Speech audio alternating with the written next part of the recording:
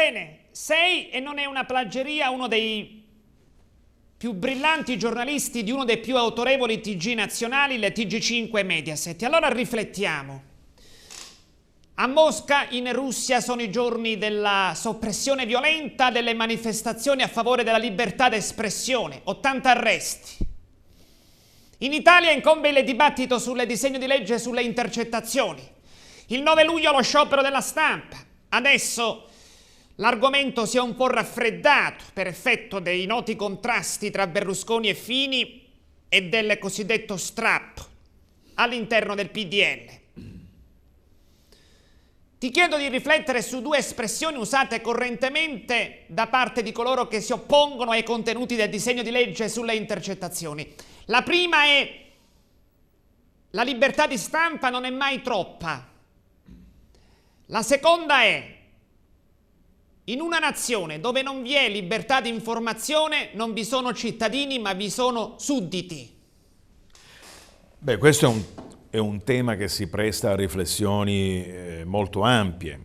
Sintetizzarle non è facilissimo. Io posso dire due cose dalle quali muovo con certezza il mio metro di valutazione. Io faccio parte di coloro che sostengono che tutto ciò che accade vada riferito. Io faccio il cronista, non faccio il commentatore. Se io vedo Angelo Ruoppolo che incassa una mazzetta, io riferisco: Angelo Ruoppolo ha incassato una mazzetta, l'ha incassata dal Tal d'Italia, eccetera. Punto. Il cronista si ferma lì. Questa per me è libertà di stampa.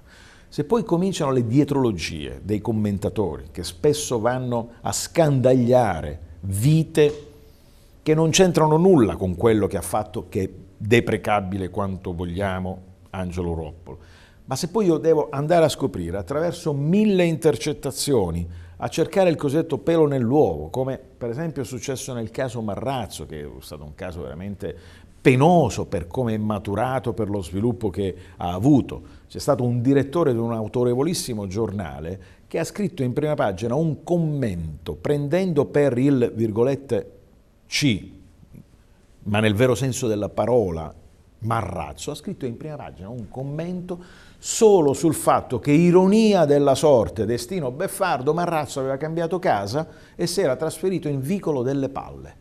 A Roma c'è un vicolo, si chiama Vicolo delle Palle. Un autorevolissimo direttore, ripeto, di un autorevole quotidiano, ha scritto un commento tutto in punta di ironia su questa vicenda. Allora, io dico, deve esserci uno spartiacque che salvi capre e cavoli, come si dice.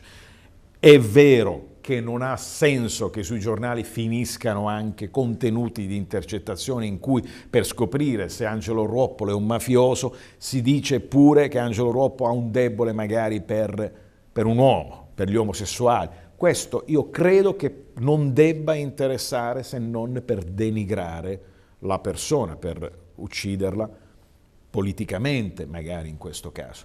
Allora, tutta la libertà di stampa, che non è mai troppa, ma un limite giusto, ponderato, a un certo tipo di inchieste, di contenuti di inchieste che finiscono sui giornali. Quindi una sorta di udienza filtro, così come si è discusso nella parte finale del dibattito. Sì, in un certo senso sì, però come era impostata all'inizio, lo dico a scanso di equivoci, come era impostata all'inizio sembrava veramente una legge bavaglio. Questo è sotto gli occhi di tutti ed è un dato oggettivo, tant'è che autorevolissimi esponenti di quel governo hanno cominciato a nicchiare su contenuti. Lo sbocco di questa crisi di oggi muove proprio da questo. E se ne sono resi conto al punto che adesso stanno smussando gli angoli. Posta come era all'inizio sembrava veramente una legge bavaglio, perché il giornalista se ne poteva andare a casa. Cioè, se io non posso neanche dire stanno indagando Angelo Ruoppolo perché ha intascato una mazzetta, cioè cosa ci facciamo qui? Che poi, attenzione, quando si riferisce di un'inchiesta in corso, è già il lettore o telespettatore che da sé capisce, con la propria maturità intellettuale, capisce che è un'inchiesta, che non è una condanna definitiva. È chiaro che se domani mi scambiano per un altro e aprono un'inchiesta sul mio conto, se finisco sui giornali, è vero che rischio di essere rovinato, tra virgolette, come molti sono stati rovinati da una certa informazione, Però attenzione, arriviamo allo sbocco naturale poi del processo e quindi impedire a un giornale, a un giornalista di poter dire c'è un'inchiesta in corso a carico di Ponzio Pilato, insomma mi sembra veramente una riduzione notevole della libertà di stampa. Consentimi un attimo la soddisfazione di un'ultima curiosità. Si bollano sempre più ricorrentemente i network nazionali, i quotidiani televisivi nazionali, i telegiornali come pilotati dalle correnti, dalle fazioni politiche. Il caso Minzolini, ad esempio, del TG1, ma anche gli altri, secondo quanto si scrive, ripeto, ricorrentemente, non sarebbero da meno. Quanto nella tua redazione, nella tua attività giornalistica di livello nazionale si avverte la pressione secondo cui l'informazione non sarebbe del tutto oggettiva, imparziale e quindi libera e democratica? Anche questo è un argomento ampissimo. Proviamo a ridurlo, a sintetizzarlo così. Dal dopoguerra, da quando è nata la Repubblica, da quando sono cominciati i primi telegiornali, non c'è mai stato un partito politico, uno esponente politico, che non abbia mai pressato per avere uno spazio. Io lo ricordo già molto più modestamente dai tempi nostri di Teleacras.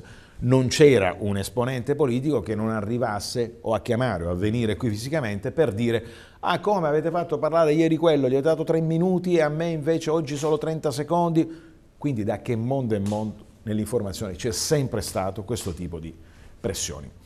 Quindi non dico nulla se rivelo che perfino a livello di TG5, per non parlare poi di TG1, TG2 e TG3, che sono il cui editore è il Parlamento, va da sé che ci sono fortissime pressioni. Io però devo dire, perché io so dove mi vuoi condurre tu, e ti rispondo con assoluta schiettezza, io ti devo dire che sono sotto gli occhi di tutti dei dati secondo cui il TG5, nonostante, viva Dio, diciamolo, sappiamo la proprietà, nonostante sappiamo che appartenga alla famiglia Berlusconi, e nonostante io dico, aggiungo e sottolineo, Silvio Berlusconi non se ne occupa veramente da molti anni, perché il Presidente del Consiglio secondo me non gli dà tempo di potersi occupare anche degli affari di famiglia.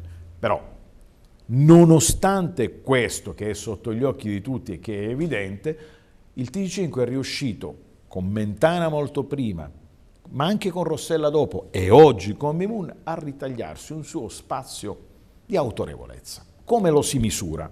Lo si misura con un episodio che è accaduto banalmente con me protagonista recentemente con la sentenza dell'Utri. Ecco, quando tu fai il cronista e sei un cronista onesto e sai che devi riportare una notizia, la devi pure capire quella notizia, ma la devi riportare tale e quale, nessuno mai ti potrà tacciare, accusare di essere appiattito su una posizione piuttosto che su un'altra. Tu fai il cronista e allora vai al processo dell'Utri, ascolti cosa dice il giudice e lo vai a riferire. Il giudice ha detto che Marcello Dell'Utri è stato condannato per concorso esterno all'associazione mafiosa, pena ridotta rispetto al primo grado da 9 a 7 anni. È stato assolto per tutti i fatti accaduti dal 92 in poi. Come lo legge il cronista attento ed esperto, significa questa Corte, questo Tribunale ha ritenuto che Dell'Utri non c'entra nulla con il periodo delle stragi, con il periodo delle trattative Stato-mafia, e cioè, è una sentenza, no?